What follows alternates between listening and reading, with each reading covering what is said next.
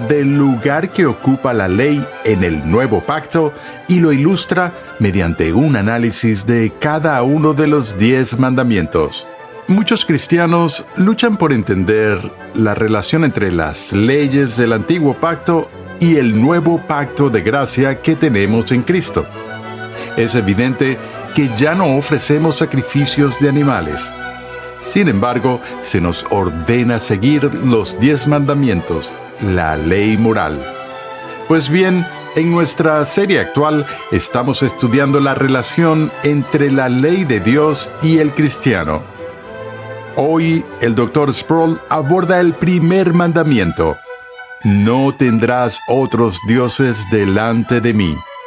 Y aunque pensemos lo contrario, somos bastante buenos creando otros dioses. Pasemos de nuevo al aula de clases a escuchar al Dr. R.C. Sproul mientras examina el significado del primer mandamiento. Continuamos con nuestro estudio de la ley de Dios y hemos visto cómo la ley de Dios en el Antiguo Testamento es relevante para el cristiano del Nuevo Testamento. Y lo que haremos ahora es dar una exposición de los 10 mandamientos. Pasaremos por cada uno de ellos y profundizaremos en su significado y su aplicación para nuestras vidas. Así que hoy empezaremos con el primer mandamiento. A veces la gente confunde el primer mandamiento con el gran mandamiento. El gran mandamiento, que se encuentra en Deuteronomio 6, es en esencia un resumen de toda la ley. Y tal vez recuerden cómo dice: amarás al Señor tu Dios con todo tu corazón y con toda tu alma y con toda tu mente, y a tu prójimo como a ti mismo. Pero ese es el resumen de la esencia de toda la ley del Antiguo Testamento. El Decálogo empieza con el primer mandamiento, y tengo que decirles que hay cierto debate histórico sobre cuál es el orden de los mandamientos, particularmente con nuestros amigos luteranos. Parte de la confusión tiene que ver con el primer y el segundo mandamiento, pero la forma en que lo leemos en Éxodo 20 es la siguiente: entonces Dios habló todas estas palabras diciendo: yo soy el Señor tu Dios que te saqué de la tierra de Egipto, de la casa de servidumbre. No tendrás otros dioses delante de mí. En la tradición histórica más amplia, las afirmaciones iniciales de este versículo incluyen el preámbulo o prólogo ofrecido cuando Dios entregó la ley y por el cual es identificado como el legislador. Yo soy el Señor tu Dios, que te saqué de la tierra de Egipto. Y luego, tradicionalmente se supone que la parte final de ese versículo incorpora el primer mandamiento, que es: no tendrás otros dioses delante de mí.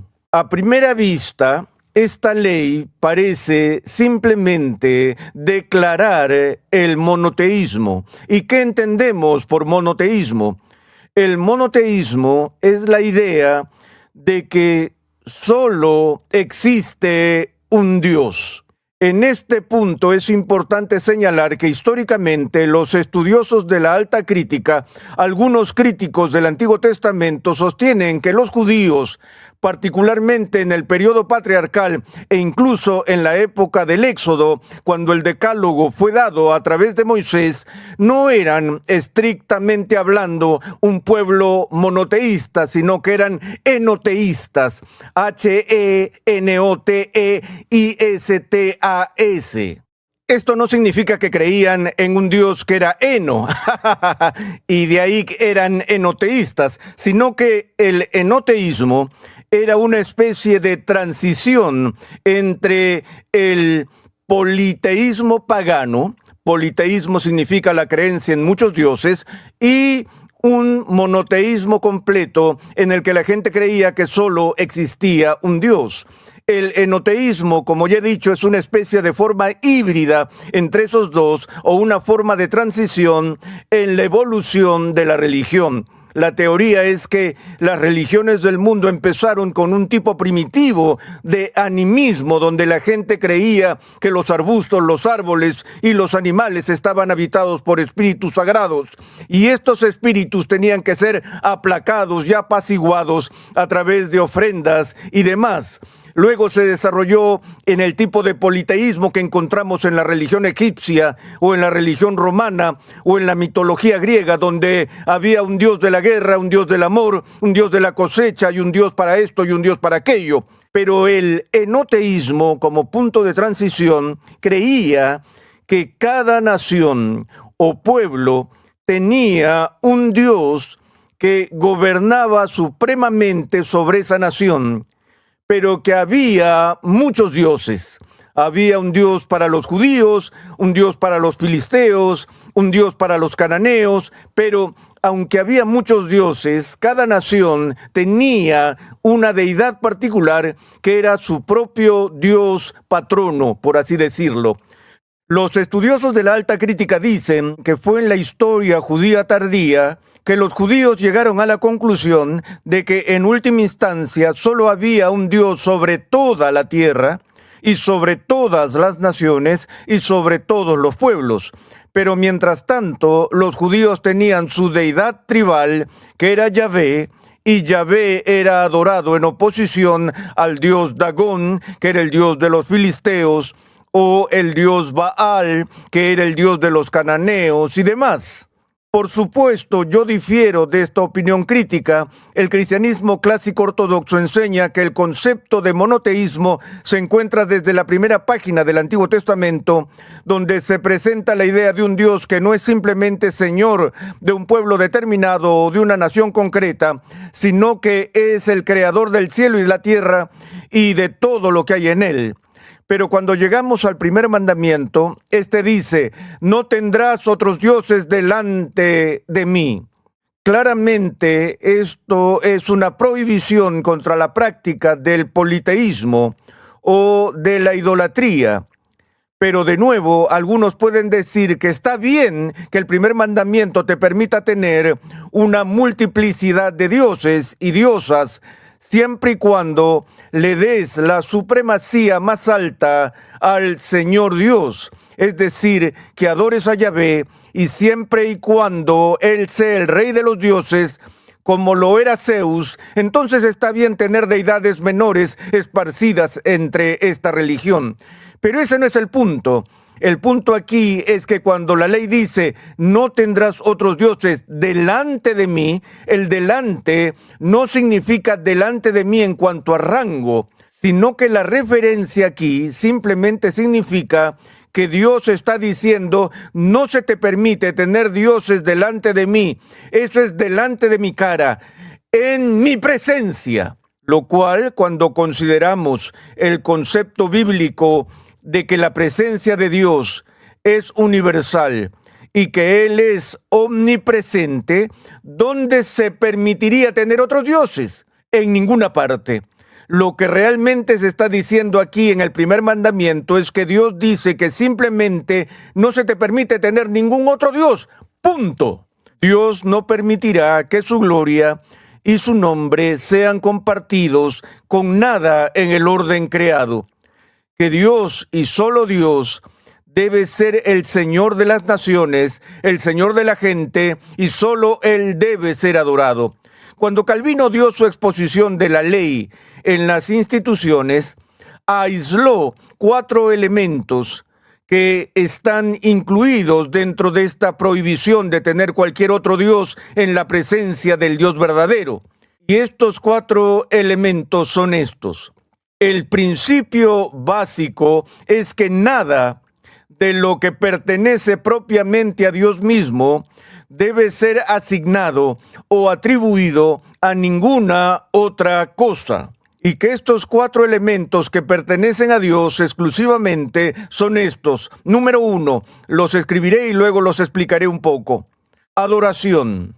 Número 2, confianza. Número 3, invocación.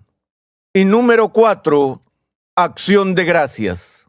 Estos son los 4 elementos que pertenecen exclusivamente a Dios. En primer lugar, adoración.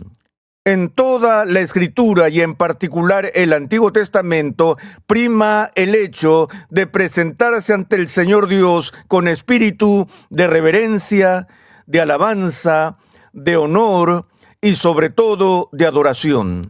Y que es deber de toda persona adorar al Dios que es, y que adorar significa atribuirle el honor y la gloria que le son debidos a Él y a su nombre. Mientras profundizamos en esto y vemos sus implicaciones más amplias, está claro que lo que se contempla en el Antiguo Testamento, tanto en el primer como en el segundo, así como en el tercer mandamiento, es una prohibición enérgica y vehemente contra cualquier forma de idolatría. Si tuviera que resumir el problema que Israel tuvo en su historia en el Antiguo Testamento, el mayor problema, el problema de raíz de la religión israelita, era el coqueteo constante con los ídolos. Si vemos el primer capítulo de Romanos en el Nuevo Testamento, veremos al apóstol Pablo enseñando que el pecado fundamental, primordial, no solo de Israel, sino de toda la humanidad, es el pecado de la idolatría, por el cual la gloria de Dios, la gloria que le pertenece correcta y exclusivamente a Él, es cambiada por una mentira. Y la gente empieza a adorar y servir a la criatura en lugar de al Creador. Es la adoración de criaturas lo que está en el corazón de la idolatría. Y debemos tener cuidado aquí porque tenemos una tendencia a pensar en la idolatría simplemente en términos burdos de inclinarse ante un ídolo como el becerro de oro o a la madre tierra o algo así en términos muy primitivos. Pero en la dimensión más profunda de esto, la idolatría ocurre cuando cualquier atributo de Dios mismo es despojado de su gloria y reemplazamos al Dios bíblico con un Dios que creamos a nuestra propia imagen. Por ejemplo, cuando vemos la revelación bíblica del carácter de Dios y vemos que su naturaleza es totalmente santa y que es un Dios de rectitud pura, que es un Dios de justicia, así como un Dios de misericordia, que es un Dios de ira, así como un Dios de gracia y un Dios de amor, y todos estos atributos que son parte de lo que Él es. Si empezamos a jugar con estos aspectos y a articular un concepto de Dios por el cual lo despojamos de su soberanía, o lo despojamos de su santidad, o lo despojamos de su omnipotencia, o lo despojamos de su inmutabilidad, despojos que ocurren todos los días en el ámbito de la teología, estamos en esencia cambiando la gloria de Dios y la verdad de Dios por una mentira. Y dejamos de honrar a Dios como Dios. Y esa es la acusación de Pablo en Romanos 1. La razón por la cual Pablo habla de la ira de Dios revelada contra todas las naciones y todas las personas es por nuestra tendencia a hacer justamente eso. Quitarle la verdadera gloria al carácter de Dios y no adorar al Dios que es. Me atrevo a decir que todos nosotros, en mayor o menor grado, pero ciertamente en alguna forma, permitimos que elementos de idolatría se inmiscuyan en nuestra fe y en nuestra religión.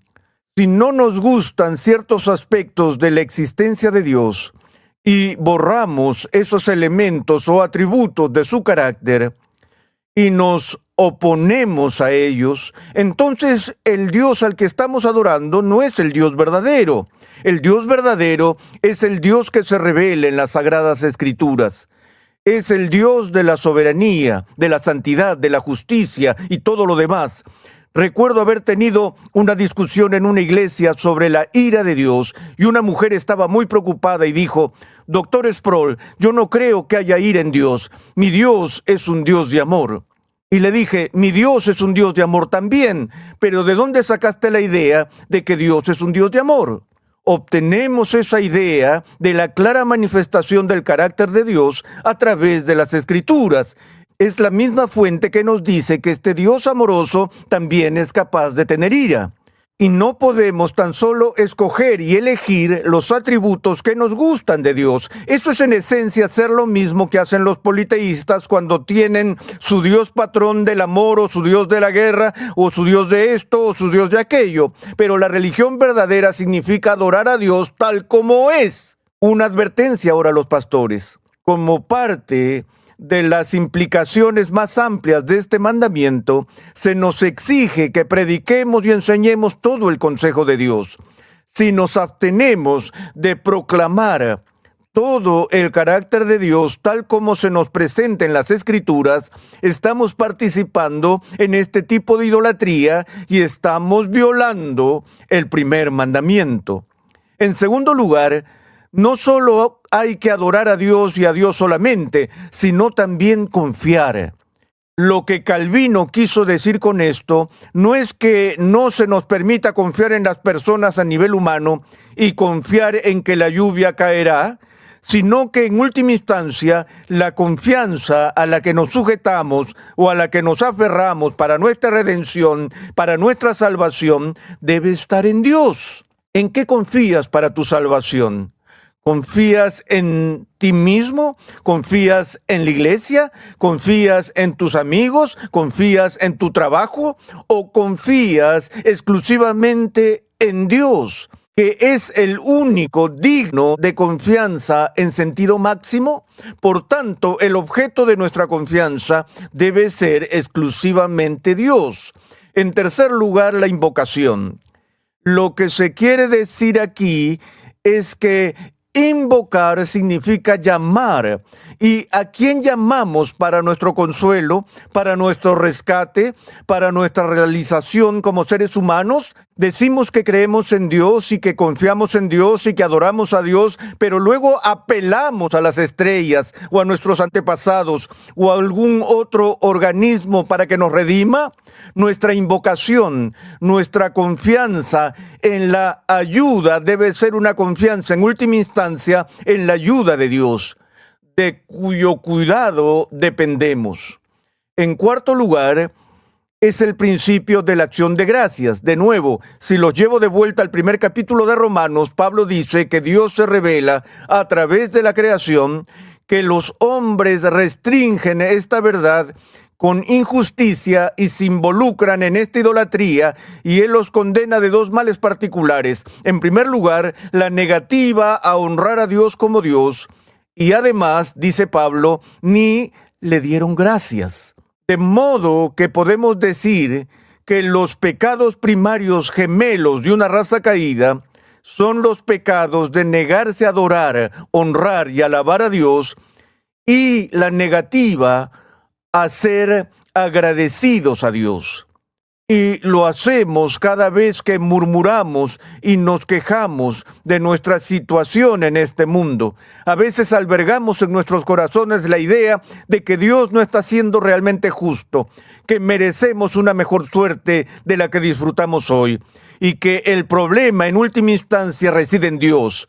Y nos centramos en todos nuestros problemas y en todas nuestras dificultades y empezamos a pensar que Dios ha sido injusto con nosotros en lugar de cantar sublime gracia y comprender que toda dádiva buena y perfecta que disfrutamos en esta vida viene de Dios, y que por cada beneficio que recibimos de su mano deberíamos responder rápidamente con acción de gracias, con alabanza y con honor. Pero si somos desagradecidos, estamos violando el primer mandamiento, porque no estamos manteniendo al Dios que es tan rico en su misericordia y su bondad frente a nuestros ojos. No lo estamos adorando con la alabanza de nuestra acción de gracias y de nuestra gratitud. Estas son solo algunas de las formas en que el primer mandamiento puede ser violado, pero el corazón y el alma del primer mandamiento significa simplemente que la verdadera religión se centre en Él, en Dios, y se centre en Él, en su excelencia, en su majestad y su gloria.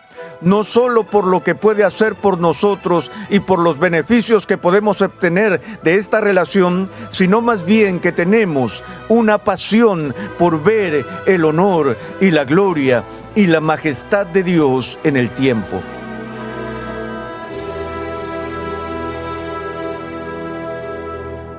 Sobre el primer mandamiento, Juan Calvino comenta: el propósito de este mandamiento es que el Señor quiere solo ser preeminente entre su pueblo y ejercer completa autoridad sobre él. Para lograrlo, nos ordena alejar de nosotros toda impiedad y superstición que disminuyan u oscurezcan la gloria de su divinidad.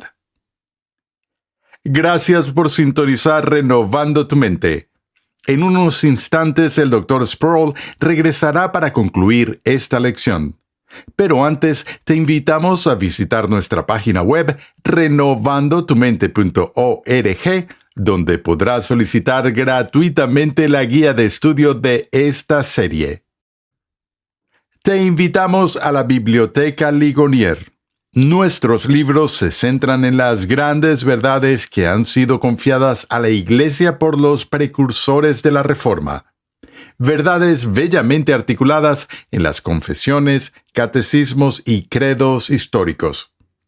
Los autores cuyos nombres aparecen en las portadas de nuestros libros son destacados pastores y estudiosos reformados, hombres expertos en el manejo correcto de la palabra de Dios.